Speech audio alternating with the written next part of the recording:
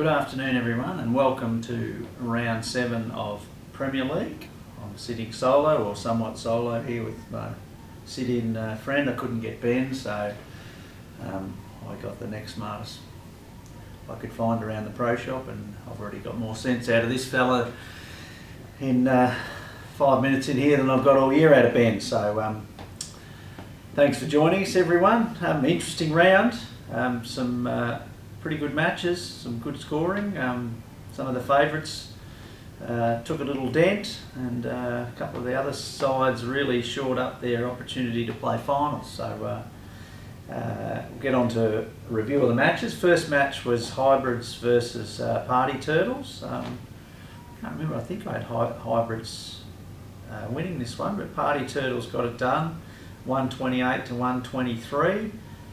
Harley Williams 35, Damien Borden 32, Andrew Tawada 31, and Peter Borden with 30. 128 probably wouldn't win you too many matches, but it was good enough to get it done over the Hybrids. Only Peter Bowick and Kim Richardson with 34, and Alan Curtis dropped in the bottom there with 27. So bit of a struggle for the Hybrids.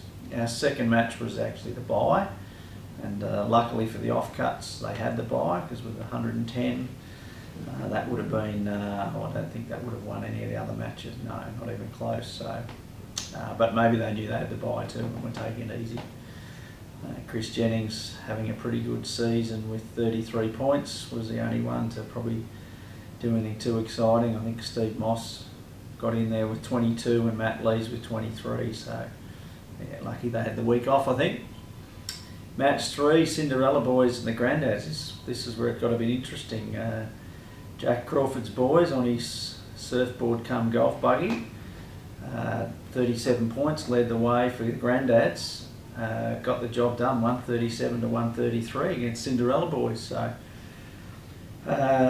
yeah, good stuff. Jimmy Wagstaff 35, Stan Voth 33, and Terry Jeffries popped in with 32 on the bottom, and Cinderella Boys didn't really get going at all. Nick Raftelis with 36, Glenn Rogers 34, Simon Putner 32, and Ivan Kirkby with 31. So they'd be disappointed with that one. I reckon that's one they thought they'd probably win. Next match was a classic, the Fockers versus Reluctant Heroes. And Reluctant Heroes, well, they brought themselves back into the frame here. Great win, 143 to 141. Kev Drennan for Reluctant Heroes 38.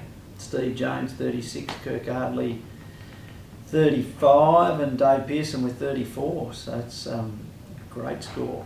And the Fockers probably a little bit hardly done, like just faded away a bit too much at the bottom. Stu Manser, the tree hugger, with 38 points. Craig Healy 37, Jonty Jeffries 36. They would have thought we're a big chance here, but then dropped away. Andrew Jacobs and Timmy Leet with 30 points. So bit like a good footy side, you're only as good as your bottom 5 or 6 players, and in Premier League it's similar. Your worst score is usually the one that has a pretty big effect on whether you win or lose. And our fifth match was Mixed Bag versus Chubbs Peterson, and Chubbs Peterson just came absolutely out of a cannon with that score. 144, Kieran Dullard 37, Paul Allen 36, Luke Keogh 36, and Ben Docking 35. That's pretty solid scoring. Mixed Bag, well, they were disappointing again. Mick Bajura with 34, and then Steve McComb 32, Pete Sargentson 32, and Robbie George with 30. So yeah, history tells us when your bottom scores 30 or below, you generally don't win too often. So yeah.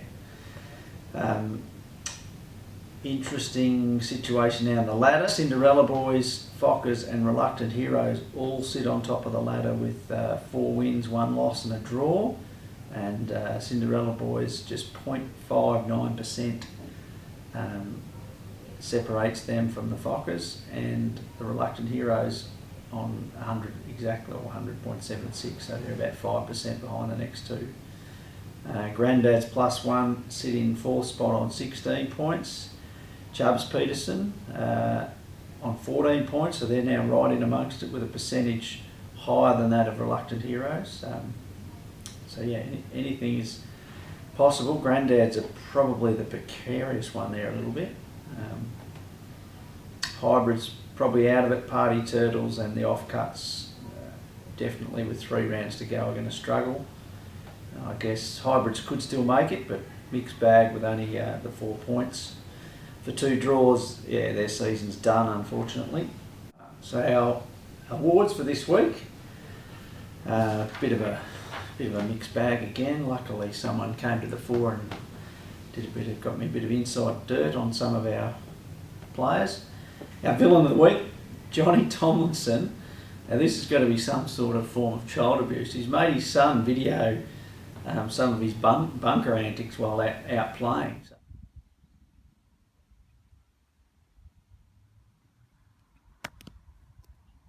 Yeah,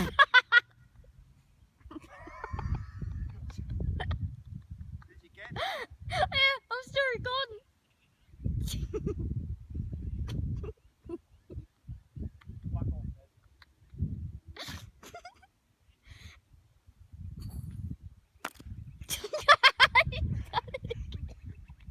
That's definitely a 360. Now it's fucking up very.